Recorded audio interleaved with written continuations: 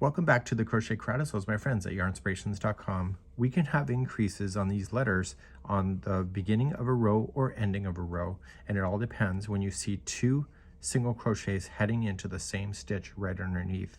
So it doesn't matter which side it's going to be on, it's still the same instruction, but the neat thing about it is that there will never be anything like that within the body of the letter itself. It's only on the edging. So let me demonstrate on putting two single crochets into the same stitch.